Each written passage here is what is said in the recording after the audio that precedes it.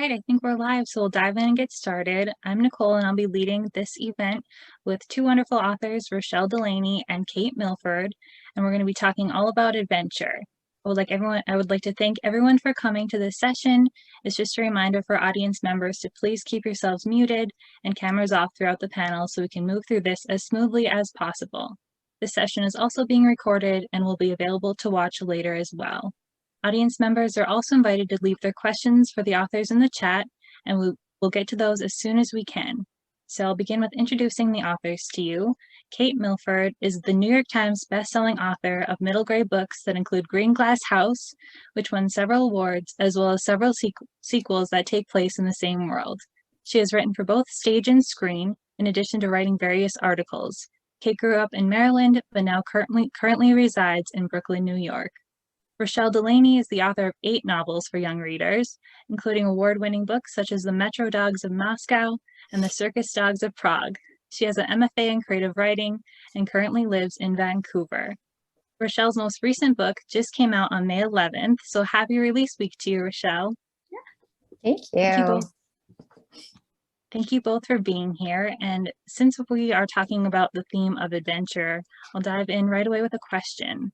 So what is the most faraway destination that you've visited, and where have you always wanted to go?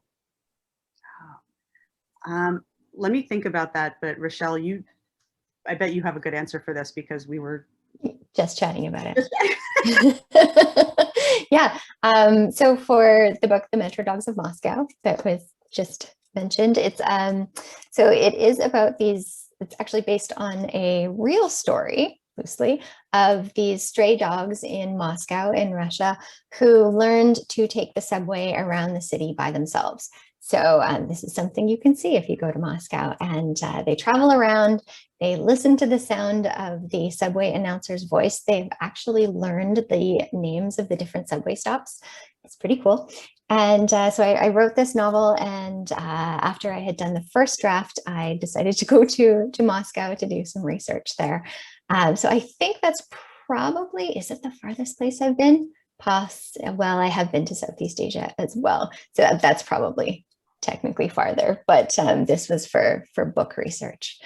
And as for places I've always wanted to go to, well, pre-pandemic, my partner and I had meticulously planned a trip to Denmark and Sweden, which we had to cancel at the last minute. So I think about that trip every day, and that's where I'd like to go. My furthest travel is not nearly as exciting as yours. I've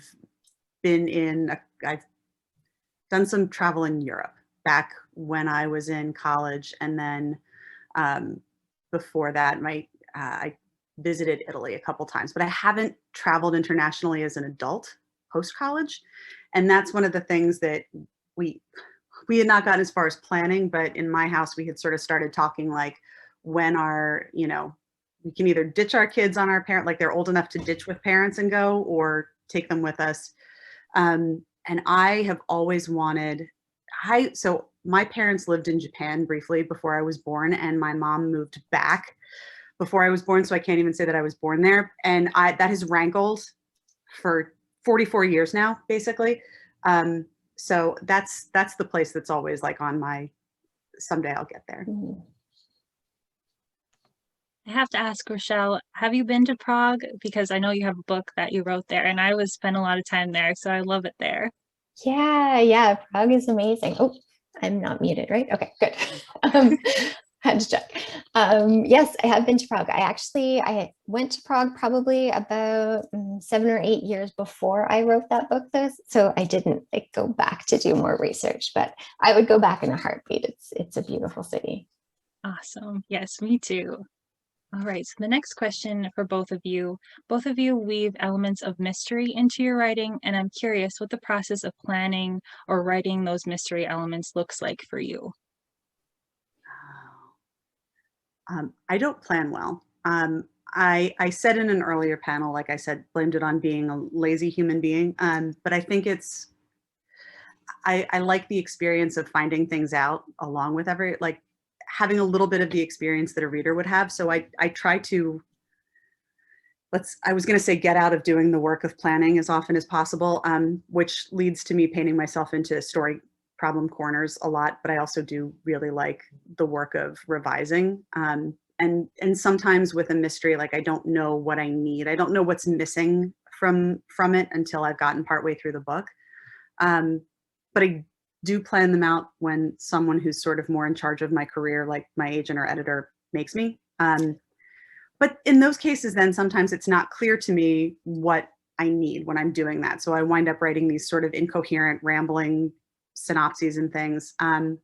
What about you, Rachelle? Do you enjoy the planning, or are you a finder out as you go? I really enjoy the planning, but for me, it's kind of like I talk about it as my security blanket. It's like, as long as I'm planning, I don't have to do the writing. And it's still like such a safe place for me. So with mysteries, I find especially it's helpful for me to plan out as much as possible, although often I don't quite know the ending. I don't always know who did the crime, and I figured that out as I go along. Sometimes that takes like a really long time to figure out, which is always a little bit alarming. But I do like to do, yeah, as much planning as possible, even if it's just an excuse to not write. I get into that sometimes with research, and I think I'm sure that's a lot of us. Like the research can become procrastination, but sometimes also I wind up finding the thing that was missing without knowing that it was missing. But that's where I feel like that sometimes is my safe place. Like, and especially if I'm having problems with the story, largely because I didn't plan, it becomes a safe place to step away from it and get some space and try and figure things out. But yeah, I think when I'm trying to figure out these days, because I have now had 2 books where I did actually have to write a fairly in-depth synopsis, and I'm trying to figure out if that has changed, like how much that has changed how I have approached the writing of it. Because in one of those cases, I found that as I was writing, it was turning into not the book I thought it was, despite the synopsis. Okay. And it became a very frustrating thing, because it was one of those things where I'm like, I'm having trouble with this story, and I shouldn't be having trouble with the story because I did the work. I did the work. Why is this not working? How often do you find, like with the planning that you do, when you start doing it, how much do you wind up diverting from what you've planned? Always, which like you think I wouldn't, because I always spend so much time planning, but I so often have to go back and replan constantly.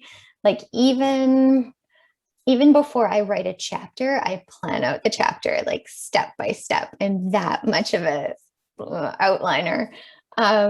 Again, security blanket. So it doesn't so much change at the chapter level, but definitely I was looking the other day at an outline that I had done quite early in the process for Alice Fleck's Recipes for Disaster, and so much had changed.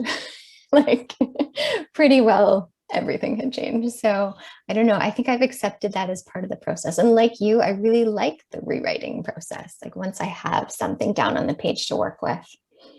There's something about too, I feel like with a mystery, like you get 2 levels of puzzle solving as the writer. Like you get the work of doing it and puzzling it together in the first place. And then you get the work of fixing all the stuff that didn't fit, which feels like a whole different set of puzzles. Yeah, I do find that part really satisfying with a mystery. And I feel like it's really interesting hearing different people talk about how they approach putting a mystery together, because I feel like that's one of those things where everybody does it so differently, and wants to know like different amounts of I'm backing myself into a place I'm not going to make sense with that, but like everybody has different percentages of like the final mystery that they know going into it. It's always really interesting to me to hear. Yeah. Do you write from beginning to end? Are you the kind of person who starts in the middle? I tend to start with, I think, yes and no. Like I do like finding the first paragraph, and not out of a sense of like, I know in the end it's going to turn out to be hugely critical, but it's not that I don't feel like I can move on or anything. I just really like the fun of like that first moment in a story, and getting to sort of spend time there and enjoy it. But then I start, I think, like doing whatever chunks I can imagine that I have in my head. I'll do all of these different chunks. So I wind up with a file that's just bits and pieces all over the place. And then I've got the file that has that first paragraph. Okay. And then I'll sort of start going through and then like piecing those in where, and sometimes that helps a lot when I hit a spot where I have writer's block or just don't know what's going to happen next. Cause I'm like, okay, well, I know I have this chunk. So I got to like work backward from this chunk and find. What about you? I'm pretty linear. I, to be honest, aspire to do what you do and just be like a little bit looser with it. But or looser with the structure anyway. Yeah. But yeah, because I have my outline, my beginning to end outline. That's always the way that I do it. Is like chapter 1, chapter 2, chapter 3. Yeah, I should really challenge myself to do something different one of these days. It's just what I have always done. You know that it's probably going to be, I mean, this is incredibly like silly thing to say because who knows what's going to happen. But I feel like sometimes there's that one book that comes along and you start it and your previous process just doesn't apply for whatever reason. Yeah. And that'll be the one where that'll be it. There it is. Mm-hmm.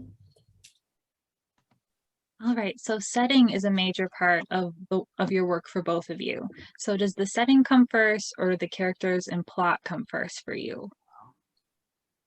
I'm at the moment in a shared world with these guys, and some of my next things coming up are not, but so far it's all a shared world. So a lot of the setting is pre-mixed a little bit.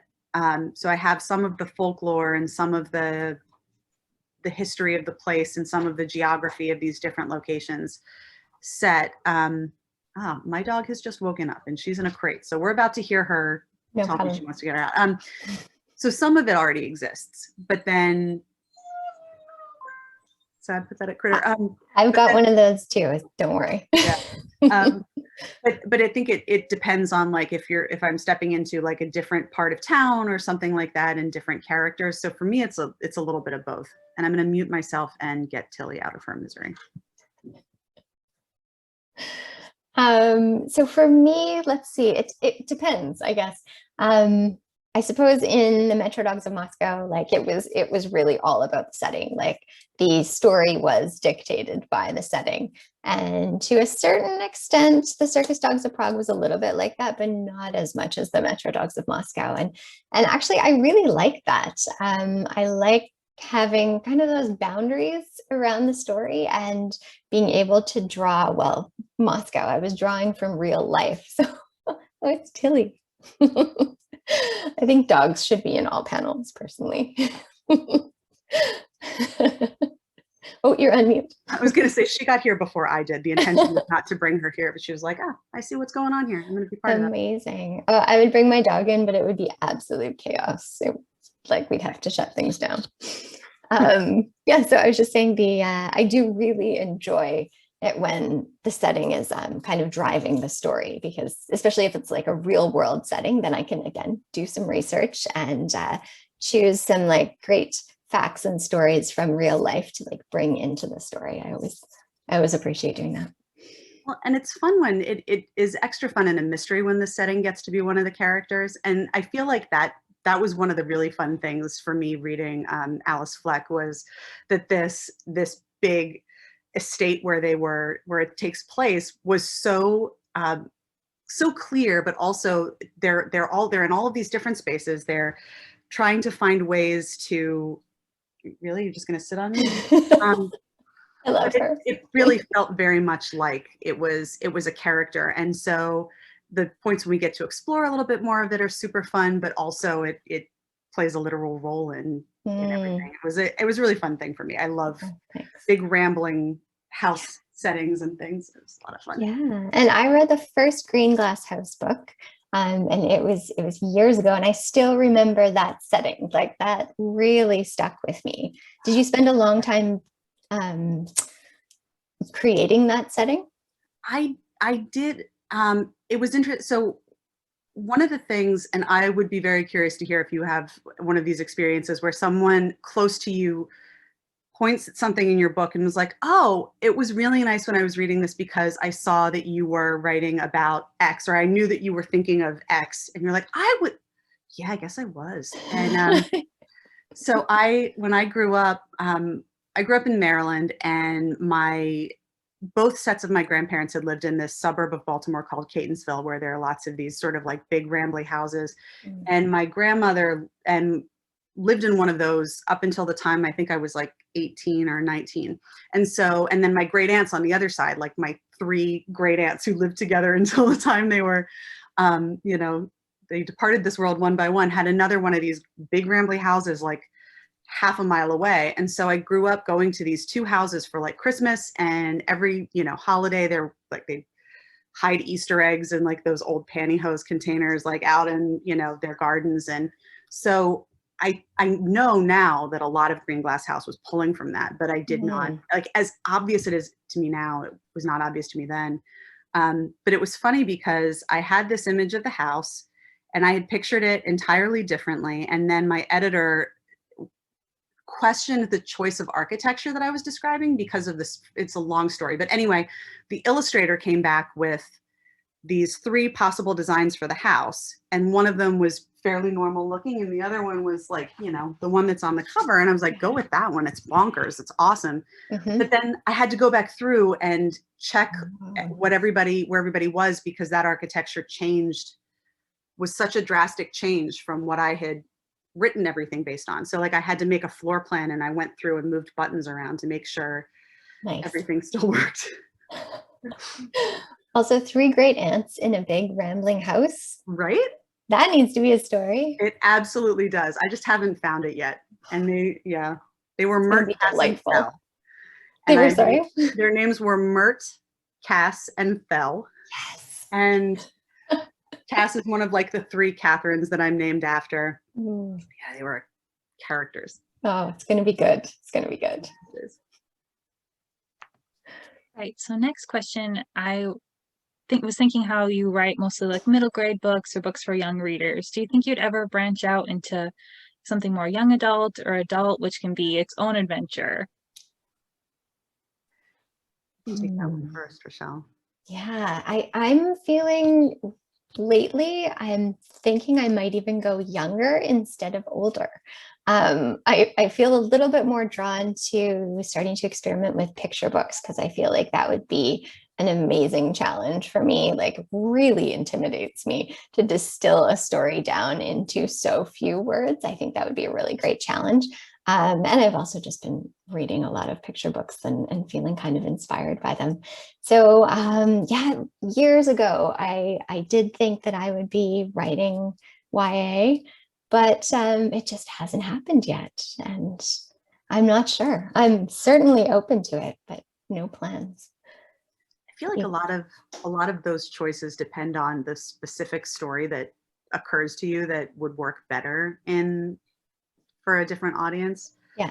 Like I have some project ideas for adult things. I have a project idea for a YA kind of thing. But just based on the fact that they're stories that would not work as well in middle grade, or, that just don't make sense based on, but picture books. Yeah. It's almost a running joke with, some of my agent, like, sending these things, and I'm like, is this a picture book? Did I do it? Like, no, honey. No.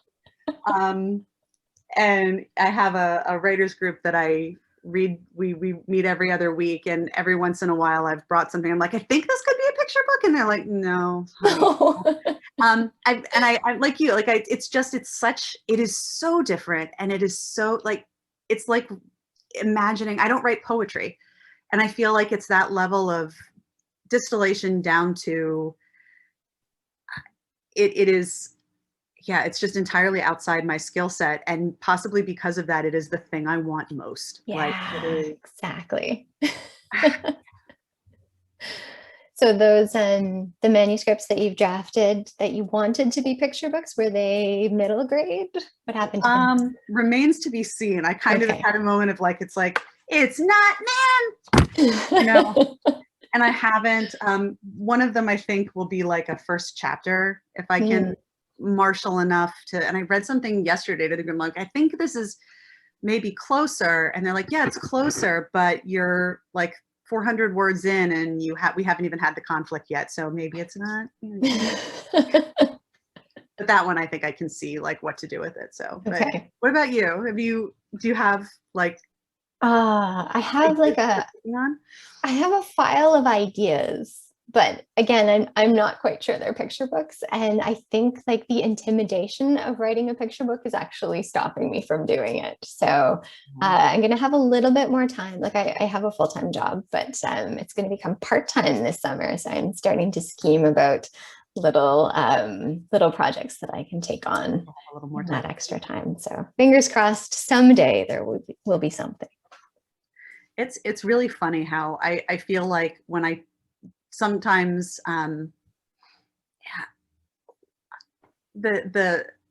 was I gonna I have talked to some friends who write mostly shorter things. They're like, yeah, I don't know how I could expand any of these things into the bigger thing. And I'm like, just please tell me how to make something small. Just give me the trick to, and part of it is knowing what story, I guess, is that it's not a question of it being simple. I don't think it's just a question of like, what story is that perfectly encapsulated, and also like the letting go of stuff. Cause that's the thing that I struggle with, is especially with mysteries, especially with anything that involves a world that I get excited about, it's letting go of and not just the letting go of your darlings kind of thing, but like even being able to identify within myself, like what things make this world seem real, what are details that give it the reality, and what are things where I'm just like, this is the kind of thing I would want to know about if I went someplace and was exploring this whole new world, like the things that I look out for and find interesting versus the things that are actually, Yes. Oh my gosh. that letting go of stuff and the ability to see the essence of it. I don't have it yet. And I feel like that for me, that's like a lifelong struggle. Like coming to the point where I have to decide like what is serving the novel and what is serving me. And then parting with the things that are serving me that I really want there for me, but they're not actually building the novel in the way it needs to be built. I imagine that would have been really difficult with Alice Fleck, because of, like we were talking before we started this, like we have this in common, that we've both spent a little bit of time researching this particular era, and the weirdo foods and the weirdo accoutrement, and all of these different really amazing elements to this culture that we don't you see Victorian depictions of the Victorian era on TV and in books all the time, but there are all of these really incredibly weird and wonderful things that we haven't seen. And that must have been really difficult for you to make the decisions of what to take in and what to leave, because this book is so beautifully like efficient, and yet I feel like I got all of these, it felt wonderfully full of all of these beautiful details. It didn't feel like you had to leave anything out, but I know you must have. Like what things were hard to let go of? Or that's really nice to hear. First of all, it's very generous. Thank you. No, I love it. I put way too much into this book. I joke about it with my editor because it's definitely a mess at some points, like, because there's like the cooking competition, there's this culinary history in the Victorian era, and there's like bits of other eras as well. There's a story of friendship. There's a cast of characters that at one point was like enormous. So there's a lot that had to be whittled down. And I think I probably spent a little bit too much time doing the culinary history research, just because I found it so fascinating. And there were so many different avenues to go down. It's, like we were saying before, could do a degree in it, which who knows, maybe that's what I'm going to do. Go ahead. No, I was just going to say, I feel like the people watching this, like, can you give them a couple like of these super weird, interesting things, like either in the book or that you had to leave out because, guys, like for real. Well, there was a lot more about taxidermy at one point, and like the weird Victorian taxidermy, because that's fascinating. What else? There was also more about Victorian seances and communing with the dead. I mean, I need to write another book, clearly, just about Victorian hobbies. Because there was just so much that you could go into. There's just a short mention of the Victorians who were really obsessed with kaleidoscopes, but that could be a story in itself. Yeah, just so many things that were invented and obsessed upon during that era. It's fantastic. Yeah, it's a super fun era to read stuff about. What initially inspired you guys to start writing? Just in general, back in the day.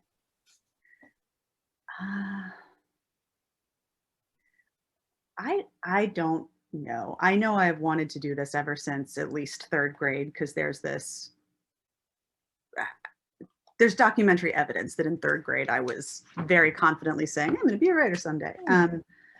But I don't know what sort of spurred that. I mean, I love to read. I always loved to read. My mother was writing stories the entire time I was growing up. And so I think it's funny because intellectually, like it's not a big leap to be like, oh, here's this story. So someone sat down and wrote it. But I think as a very young kid, like that's a distinction that I think it made a difference for me to see, oh, okay, so this is what mom wants to do. And so this is how this happens. And someone sits down and write a story. And so that's something you can just do. You can just sit down and write a story.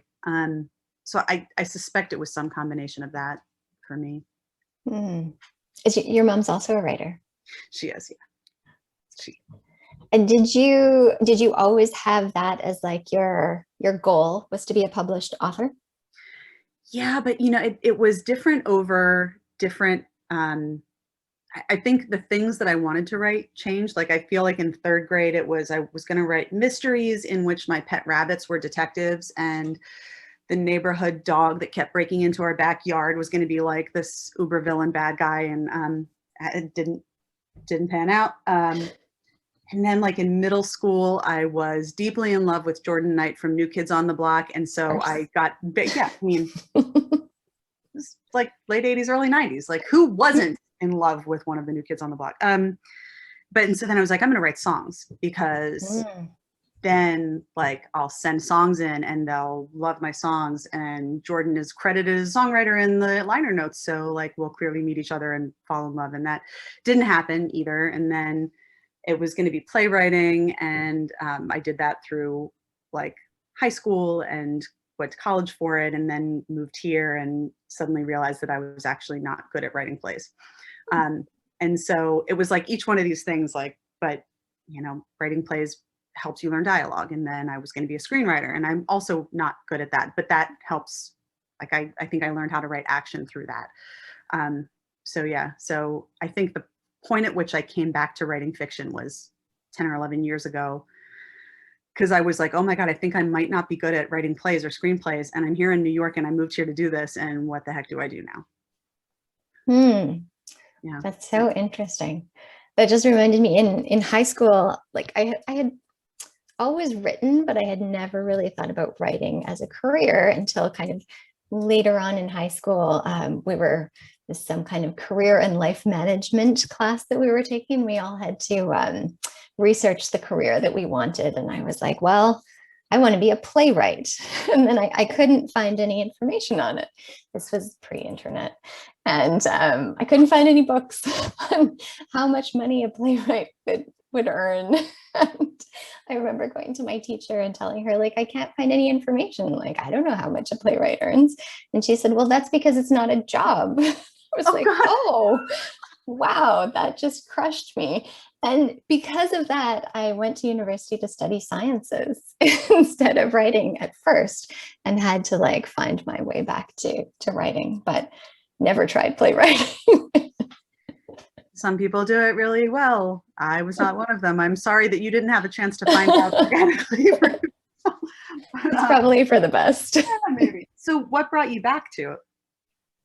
Well, it was 2 years of sciences, and I love biology, and I actually did eventually earn like a degree in environmental sciences, but it was having to go to like organic chemistry instead of going to like a creative writing class. I knew where my heart was, so I was actually able to study both. I changed universities and was able to kind of do a double major, which was great. That's fantastic. Yeah, that's good. I know Rochelle kind of touched on this before when she was talking about research bits that she left out in her books, but I was going to open the question up to both of you. What have been some of your favorite things that you found out, or favorite research bits that you've come across that you've been able to include or haven't? My classic example of like the awesomeness of research. So I did a lot of research into nautical stuff broadly, but particularly like end of the 18th, beginning of the 19th century, leading up to like the War of 1812. And I love it. And I've gone back to it over and over and over. But when I'm in school visits and I'm like, and here's how awesome reading about like nautical history is. Here's the thing I learned, which is in one of the battles on the Great Lakes in the War of 1812, an officer got knocked out by someone else's flying decapitated head. And I haven't figured out where to put that yet, but I will someday. It has also been very interesting going into schools to be like, and here's another thing I learned. Canada trounced us, like repeatedly. Because I grew up in Maryland and we're like War of 1812. Like it's the one thing I know is like I've been to Fort McHenry like I don't know how many times, Battle of Baltimore and like yeah, but a couple of years later we got a little weird about like, this war that we like entered for very good reasons. Then we're like, while we're at it, why not just take some of Canada? And Canada was like, I don't think you will. And we did not, and we got trounced. And that's the thing I never learned. So it's fascinating too, as I'm research that I'm doing as an adult, particularly into things like military history, which is not something I would have been interested in before. But I do get very interested in now is the extent to which my education for most of my life was so patchwork and so kind of like informed by, patriotism without seeing, the reality. Yeah, totally. Oh, that's interesting. I'm trying to think of other, well, I guess for my novel, The Bonaventure Adventures, which is about children who go to circus school in Montreal. I did go to Montreal and spent a lot of time there watching circus shows. And I had found out that Canada has a national circus school in Montreal, which I had no idea. Kids from all over the world go there and study the circus. And I was like, circus boarding school, what could be better than that? So did a lot of research into that. And also because I knew nothing about being a circus performer, I decided that I had to take some lessons. So I learned a little bit about circus acrobatics, just enough to get really sore and really bruised, and tried things like juggling and the aerial hoop and realized that I am not that person who can do those things. But yeah, so I got a lot of experience and very, very little actually made it into the book, but I'm sure it all informed it in some way. It was fun. That's very cool. A question that came in from the audience was, what is your favorite part of the writing process? For me, it's the research. Yeah, like I said, I can stay in that phase for far too long, and I do the research throughout my writing as well. Yeah, so that is my favorite part. I guess if I had to choose another part as well as the research, it would probably be some of the rewriting. I think for me, it's that getting the first draft down that's absolutely the hardest part.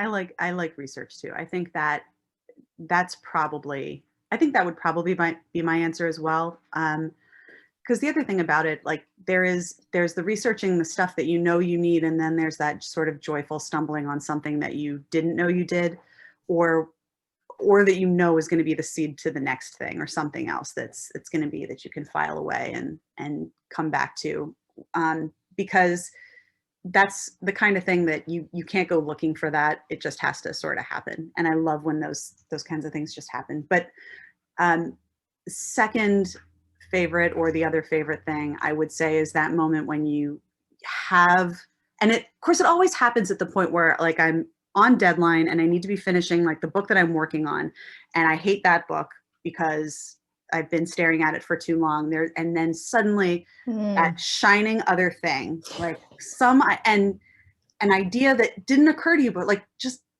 comes out of the blue right there to like flutter in front of you and distract you from this thing over here. That moment of like, here's a thing that has promise, and here's a thing that I can't think about right now. It seems so exciting. I like those moments too, even though I know that that's like, it's distraction and it's what it is, but I like when that happens. It's wonderful. And it's kind of predictable too, like that is going to happen. And it's very exciting that it keeps happening. Yeah. Totally distracting, but hopeful, I guess. Yeah. Even if it comes in the midst of hating the other thing. Yeah. Like, hate that other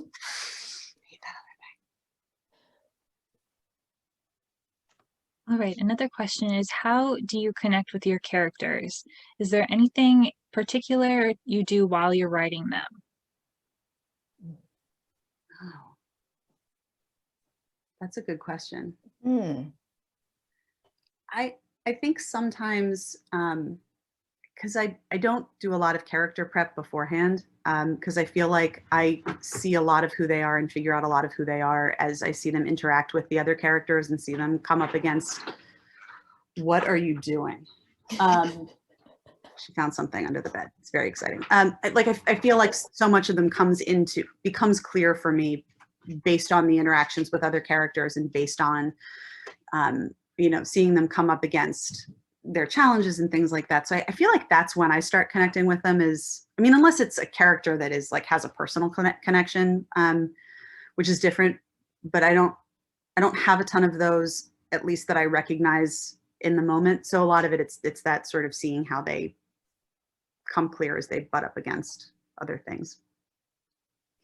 Yeah, I'd say for me, it's kind of the same. Like I'll do some planning around the characters, but before I start to write, but inevitably they change because I realize that the story needs something different. So again, it's about letting go of that thing that I think should be in the story, and realizing, okay, well, the character needs, a different arc. So they need to start out slightly different than they end up. And sometimes, as often happens, because I always have far too many characters in my books, I need to get rid of some of them, which I generally do like a mid-novel character list and make sure they each have a purpose. And inevitably there are characters in there who do not have a purpose, which is sad, but I have to get rid of them. But yeah, I would agree that the connection with the character comes through the writing of the book. I have a similar problem with too many characters. I absolutely know that that's a thing, because I love meeting them all and seeing them all come into the, and yeah, it's half the fun of it. It's like having a dinner party, but you don't have to actually do the entertaining. You can right. have all these characters show up and watch them all interact as if you were sort of a fly on the wall. Do you find, because I find when like I get stuck, because I feel like this question comes up a lot of times, especially when I'm in classrooms and things, like, what do you do when you get writer's block? And I feel like writer's block is not a thing in of itself. Usually it's either, you're distracted or whatever, or there's something you don't know. And it's just about finding what that thing is that you don't know. And for me, I feel like about 50% of the time that boils down to exactly what you said before, like the character needs something more. There's some character that needs a change or needs a different arc. Do you find that to be the case? I feel like Yeah. that's the problem a lot of the time. Yeah, absolutely. Yeah, it's tricky. And I often find I try to like muscle my way through, but sometimes it just takes like stepping back, returning to my outlines, or just like sitting down and like journaling about exactly what I'm trying to do or where I'm trying to get to, or like writing a little journal entry about a certain character just to figure them out. And yeah, it's a struggle, but slowly that stuff starts to come clear. Yeah, I agree. Cool. All right, we've reached the point where we have about 5 minutes left in this session. So I thought maybe we could end on a question that we can talk about other books that you've read, since you both talked about how you're big readers. Any books that have really stuck with you for a long time or that you'd like to recommend to anybody watching? Okay, since we're talking adventure, one of the middle grade novels I read in the last few years that really stuck with me, it's a British novel set in Scotland, and it's called The Children of Castle Rock. I believe it was published in the States under a different title, but I'm not sure what it was. Have you read it, Kate? No, but I have shelved it. And I think that if the title is different, it's not far off. Okay. Yeah, it is great. I think it is like an excellent example of like, I mean, set in the Highlands of Scotland. So you get this great setting, you get this, again, always drawn to a big cast of characters. And it's in a boarding school in like the middle of the Highlands in Scotland. And there's 3 children go on an orienteering challenge. And one of them is actually like secretly trying to find her father. And it's just, for me, it was like one of the best little adventure stories that I've read in a long time. So Children of Castle Rock is the one that I recommend. And I just a quick Google, I think the title is the same in the States. Oh, okay, cool. I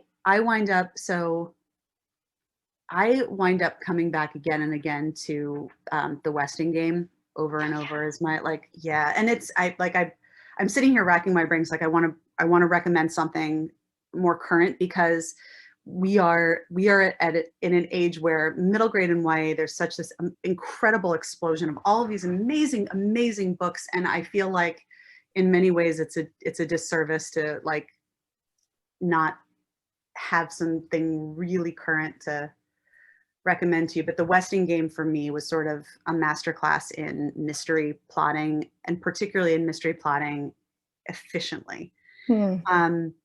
And interestingly, I read her editor did an introduction in the edition that I have, and she claims that she did make a lot of it up as she went along, but then it was like, of course, a ton of, retrofitting and revision. But it's short. It is multiple points of view. It's this puzzle that you could put together and solve as you go. And I've loved that book since I was 12. Trying to think of something, because I've been stuck in research mode for the thing I just turned in recently. I have really loved all of the books that I read for this book festival. It's such a good time. But I think in terms of mystery, that's the one I keep coming back to. And why am I blanking? I'm sorry, my brain. Read these books. You don't have to read Savory Suppers and Fashionable Feasts. I just brought that because I wanted to like nerd out with Rachelle about like Victorian weird food stuff. You can skip that. It is not an adventurous read. Some of the food was adventurous. Exactly. Yeah. All right, I think that about brings us to the end of the panel. If you would like to share anything that you're currently working on or any final thoughts, I invite you to, if you'd like to share.